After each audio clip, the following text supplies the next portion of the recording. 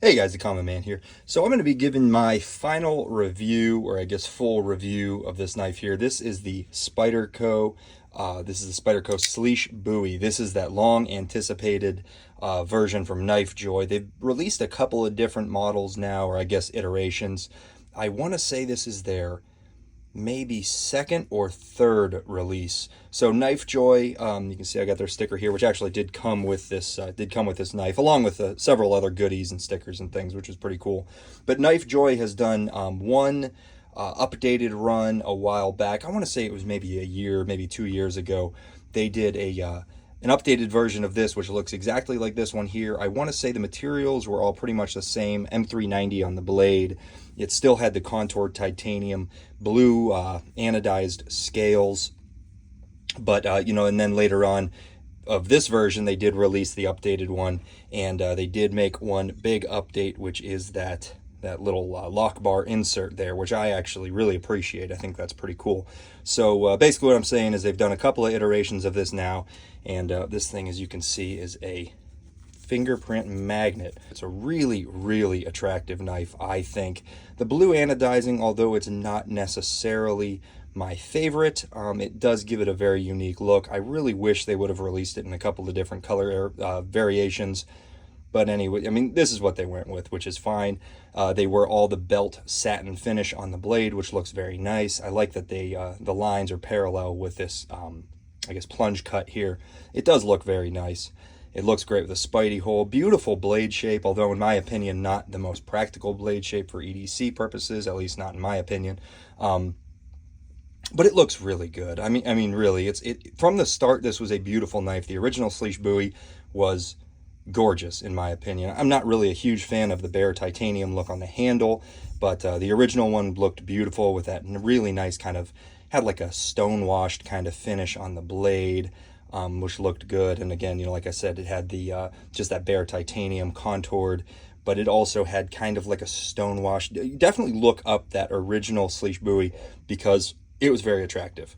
Again, I kind of think they didn't really make the best decision as far as looks on this, with the belt satin finish on the blade and the only the blue anodizing on the handle. I just wish they gave you some options. Looking at the blade, we have a very slicey, or at least pretty slicey, M390 blade, which is beautiful. Again, that's an upgrade that they made over the original, which was CTS XHP, I believe, which is a knife steel I've never actually owned. I've never used it, but my understanding, this is quite an upgrade from that blade material, and I'm very happy to see that. So M390, you're definitely getting an improvement in edge retention for sure. Toughness, M390 in my experience is plenty tough, although it is a little bit of a bear to sharpen. So really nice slicey blade here with a full flat grind all the way up to the top, which brings you up to this beautiful crowned spine. I think that looks incredible. It feels very nice. And then you've got some jimping back here for your thumb. Overall, it's done beautifully well. You can see it does have a nice sharpening choil here. Not very deep on that. You're only going to get 1 or 2 sharpenings out of that, if you're really going to town on the sharpening, because you are eventually going to get up into the meat of that material there. But it's a sharpening choil. I'm happy to see it. Very nice crisp plunge cut on that too. It just looks so good. Billboarding's pretty minimal. I do like the Spyder logo. I'm glad that they put that on there. And then on this side you have the Slysz. I'm assuming that's the Slysz logo there. It looks pretty cool.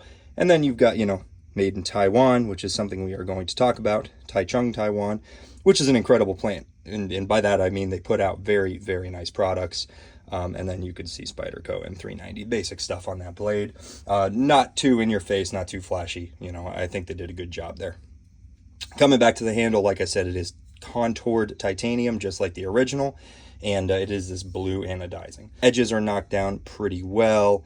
And, hardware looks good, somewhat minimal, I'd say, just 2, 3 screws on that back spacer there. And that does lead me to the back spacer, which is a G10 back spacer, with some jimping up on the top and on the back there. I think the handle shape is really, really beautiful. I love this back end here. I think that this little This little hook down looks very nice. It locks you in really nicely, and the ergonomics of this thing is just incredible. No place to really choke up, as in there's no real forward choil on there, and that's okay. That's not a big deal because the hand positioning on this just naturally is so good. It really is an incredibly comfortable knife with that contoured titanium. It really adds to it. The handle is just the right size, and honestly, overall, guys, this knife, the size of it is like perfect. I really think this is just about a perfect size knife. Not too big, not too small. Great for EDC carry. It fits in the pocket very well. And we are going to do a size comparison really quick up against the typical Spyderco Para 3, Spyderco Paramilitary 2.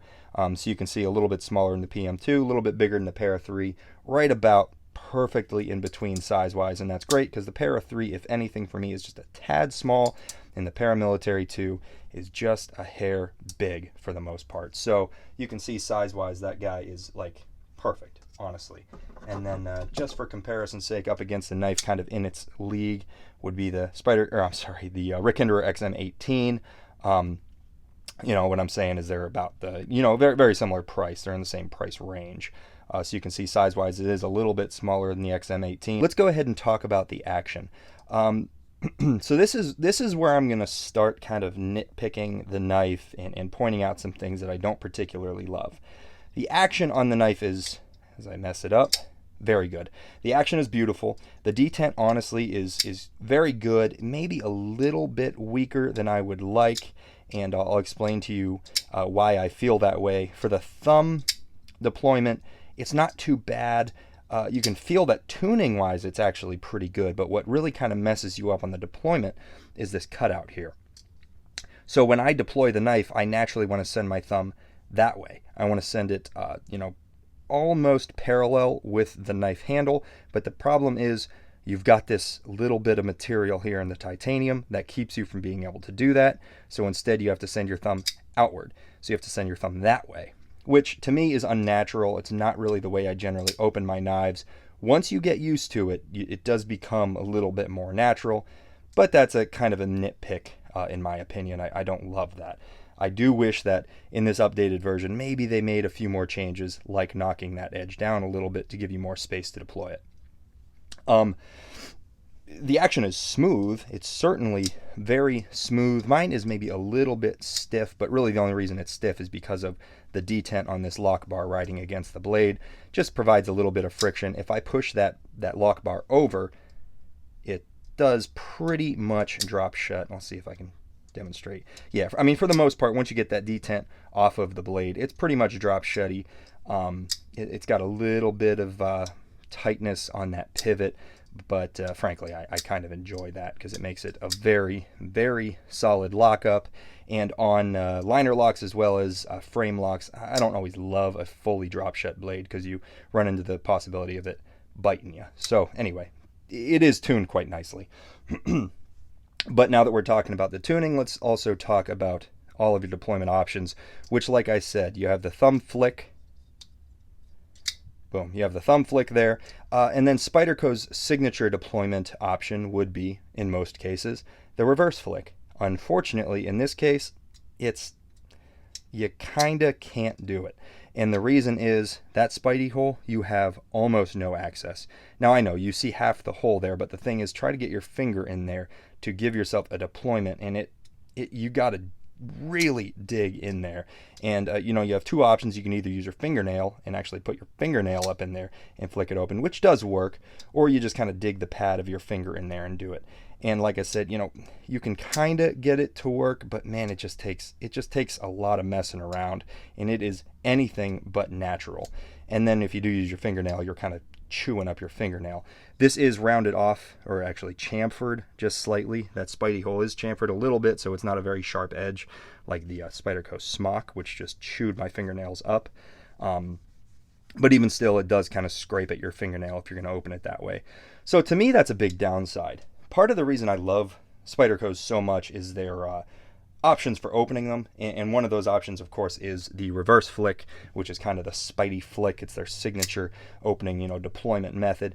And on this knife, it's just not as natural. Now, I just did it pretty well there, but again, I was using my fingernail, and I'm sending little shavings of fingernail everywhere every time I do it. But honestly, that's one thing that keeps me from really carrying this knife. The ergonomics are beautiful. The size of it's great. The blade shape is okay, not ideal. But really what keeps me from wanting to carry it is it's just not fun to open. It really isn't. It's just not as fun even as my Para 3, Paramilitary 2. So that's definitely a downside to this knife. So while we're talking about kind of negatives, let's go into a couple more things. G10 backspacer. I think it looks good. It's an interesting design, but the thing is, let's take into consideration the price on this. This was released at about $460. Now, if you compare that to the original Slysz Bowie's price and the previous Knife Joy release, it's actually pretty much in line with what they were charging. But the thing is, as we get later on in knife designs, knives generally improve. They get better and better and better. And there's little things that you stop seeing, little little details that start becoming normal, like an adequate sharpening choil or easy deployment. They're not putting material in the way of your finger's path. Like, these are little things that, again, as the knife hobby moves along, as knife designs improve, these little things you kind of stop seeing in designs. And if you do see them in a design, the knife isn't really accepted all that well. And unfortunately, we're just seeing little things here that I just generally would not be happy with, even in a $150 or $200 knife. And this is $460. So, that's not great. And then, with the G10 backspacer, now we're talking materials. M390 is great. Titanium, especially contoured, is fantastic. But, now we've got G10 as a backspacer, and we've got basically a wire clip. It's just a metal or steel wire clip. So you've got a couple of materials here that are not necessarily premium. Now, a knife's value doesn't just boil down to what the materials are. It has to do with many other factors. And of course, demand is going to be a massive factor. A knife is going to be worth a lot more and going to be sold for a lot more if there's a massive demand and low supply. That's just economics. But, you do want to see materials that sort of match up to the price. So a G10 backspacer and a steel wire clip are not something I really want to see on a knife that is over $400. And that's definitely a downside. And then on top of that, you have the deployment problems. And I'm just not loving that value. And then let's talk about the finish here. Again, I do wish that they offered more color variations. I wish they offered some options on the blade finish as well. But what really drives me nuts is this blue here. Every time you touch it, and now that I've been touching it, it's all kind of faded. But you see how it's a light blue underneath that wire clip? Anytime you touch it, especially if you have kind of oily hands or kind of sweaty hands, it turns into this kind of matte, like darker kind of finish. So if you want to take a picture of this knife, and I know a lot of us who buy this kind of a knife probably like to take some pictures of their knives, post it on social media, and I do too. And anytime you put a fingerprint on this, now you've got all these blotches all over your knife. So you kind of have to put your hand all over the whole thing, and now you're not getting that beautiful, bright, vibrant blue on the handle. So pictures just don't look good. It doesn't look good in videos, and it's annoying seeing blotches all over your knife.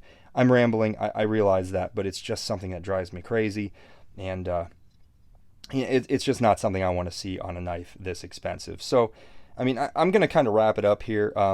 Hopefully this isn't too long of a video, but overall, I don't think this is a bad knife. I'm certainly not going to say it's a bad knife. It's actually a pretty good knife.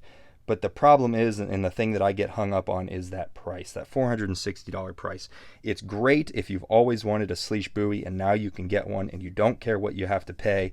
But for a guy like me who Slysz Bowie is just kind of another knife, and you don't like paying a whole lot of money for your knives if you don't have to, this may not be the best value proposition. So, that's that, guys. That's the Spyderco Slysz Bowie. It's a good knife, but, be aware of that price. You may not get the materials. The fit and finish is good, but you may not get some of those really nice design characteristics that you expect from a high-end knife in the $400 to $500 range. So, again, just be aware of it. But overall, I like it. I do like it. So thanks, guys. Appreciate you watching. Let me know what you all think about this. Are you a massive Slysz Bowie fan? Do you feel like it's worth it, or do you think it's overpriced as well? And let me know why you think that. And if you like the video, please leave a like. And if you want to see more of my knife, EDC, and now occasionally garage content, please consider subscribing. I'd love to have you.